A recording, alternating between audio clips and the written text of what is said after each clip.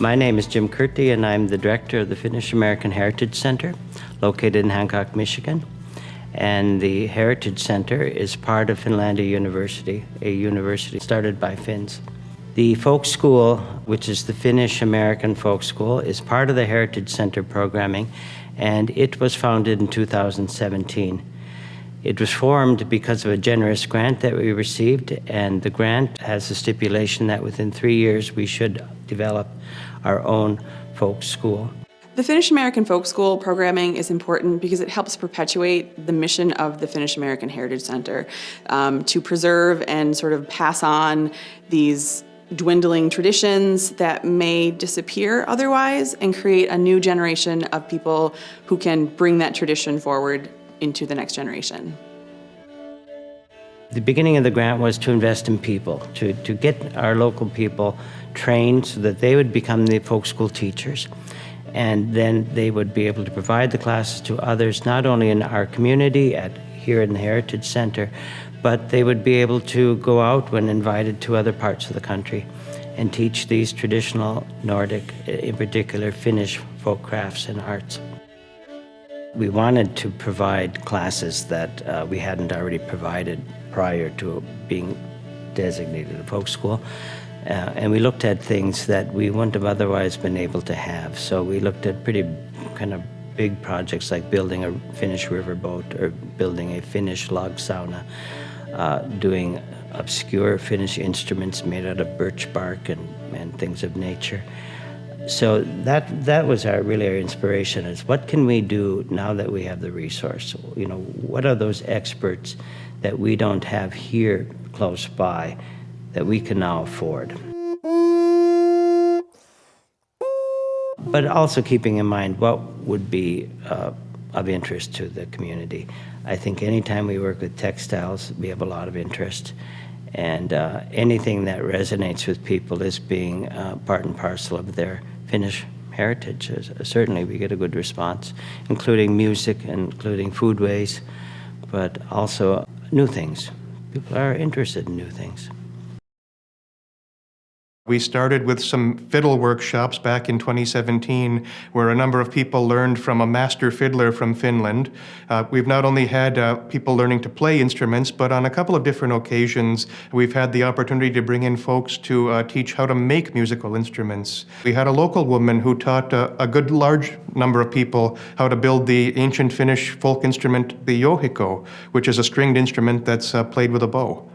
One of the things that the students liked the most was having the opportunity to play the instrument when it was completed. And I think a lot of them were surprised that they personally were able to make an instrument and make it so quickly and then be able to play it. We had a musical group from the Swedish-speaking part of Finland come in, and they taught not only their style of music playing, but they also introduced some new folk dance techniques here to the Copper Country. And we've also managed to merge in some traditions that people are so readily exposed to here in the area, they might not even recognize them as folk traditions, like making the Finnish squeaky cheese or doing some fiber arts like spinning or weaving. We've been really grateful that these traditions are being recognized as having Finnish roots, and we're making sure those aren't going to fade away into history either. We have enjoyed, I think, very good success with our program. We have never canceled a class, to my knowledge, because of lack of registration, which I think is wonderful. We've often filled classes because a teacher can only accommodate so many and give them each enough attention. And I think one of our great successes was to actually embed some of our programming in a public school. And in that high school, we are teaching classes in the wood shop and in the metal shop.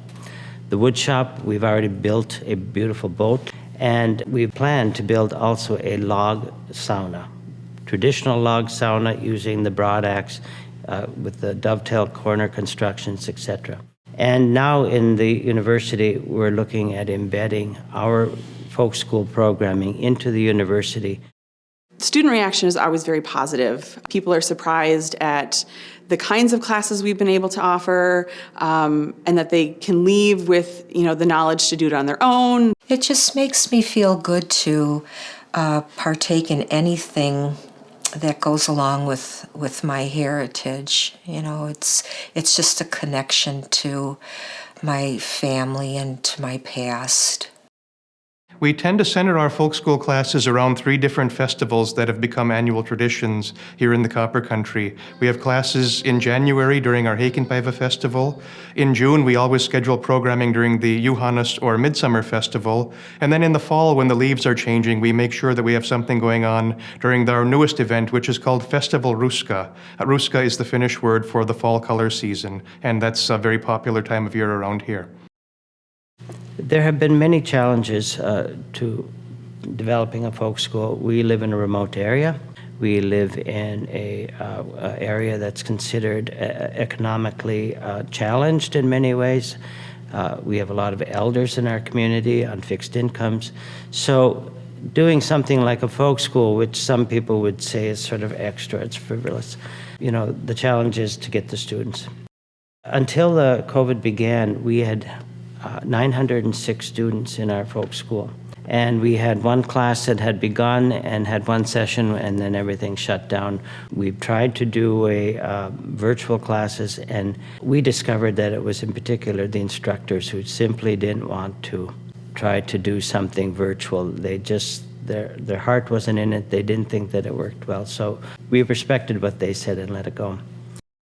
We have also found that because of COVID and because of the national elections, there has been a division in our community. Some of this has taken on dimensions that I think no one intended. In particular, there are conservative members of our community, many of them who are Finnish, and their decisions about whether or not to wear a mask, whether or not to assemble or not, whether or not to have full church services. The connection to the other people in the community is that Finnish and conservative Lutheranism are sort of synonyms, which isn't true, of course, but we're getting kind of pushed and pulled with our ethnic activities because it's associated with political movements or assumptions of political movements, and we feel that we have to be very vigilant now to let the community know that we stand alone on what we're doing and that we're really about culture and heritage and folk craft, and we're not about politics or religion. The other challenges have been that through COVID, we've had to cancel many of our programs. So we've been given an extension of an additional year, which will end in October 2021. And we still have the challenge of how do we actually do a spend down during COVID. Our strategy for that is we can invest. So we've been investing in materials. In particular, we invested in a forge so that students can build things like the traditional Finnish knife, the puukko, or to build a sauna stove. And we are also investing, or we're working on investing in a large fiber arts studio. The university here has discontinued its fiber arts major in the art and design program. And we are in negotiations of buying all those materials, the looms, the yarns, the spinning wheels, etc. So I think that we can, in many ways, say that we're prepared for the post-COVID rise of folk school activity. Even beyond the 4th year of this grant,